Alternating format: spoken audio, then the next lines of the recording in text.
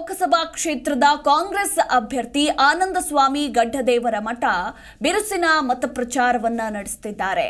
ಹಾವೇರಿ ಲೋಕಸಭಾ ಕ್ಷೇತ್ರದಲ್ಲಿ ಚುನಾವಣೆಯ ಕಾವು ದಿನದಿಂದ ದಿನಕ್ಕೆ ಹೆಚ್ಚಾಗ್ತಾ ಇದೆ.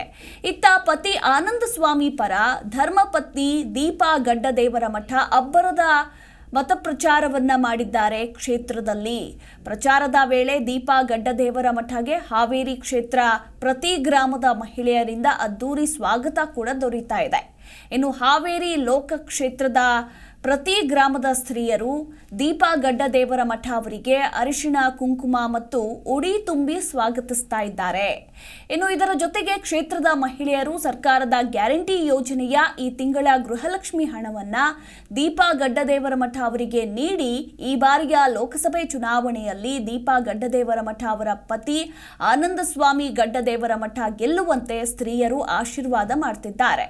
ಈ ವೇಳೆ ಕಾಂಗ್ರೆಸ್ ಪಕ್ಷದ ನೂರಾರು ಮಹಿಳಾ ಕಾರ್ಯಕರ್ತರು ದೀಪಾ ಗಡ್ಡದೇವರ ಮಠ ಅವರಿಗೆ ಸಾಥನ್ನ ನೀಡಿದ್ದಾರೆ. ಪಕ್ಷಕ್ಕೆ ನಿಮ್ಮ ಓಟು ಯಾರಿಗೆ? ನಿಮ್ಮ ಓಟು ಯಾರಿಗೆ?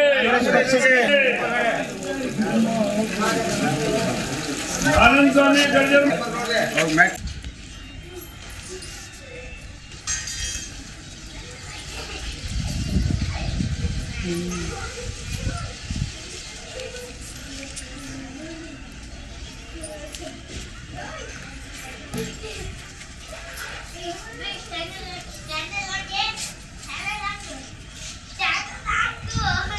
ನಾವು ನಮ್ಮ ಗೃಹಲಕ್ಷ್ಮಿನ ನಿಮಗೆ ಕೊಡ್ತಾ ಇದ್ದೀವಿ.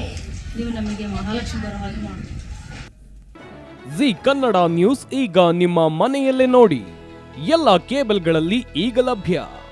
ಸನ್ Direct 292, Jio TV 1334, U digital 162, city cable 51, GTPL 17, Abhishek cables 821, Rockline telecommunication 51, Shri Basaveshwara number 60, Vinayaka digital number 53, in digital number 896ರಲ್ಲಿ ನಿಮ್ಮಿಸ್ತದ ಜಿ ಕನ್ನಡ ನ್ಯೂಸ್ ನೋಡಿ ಆನಂದಿಸಿ.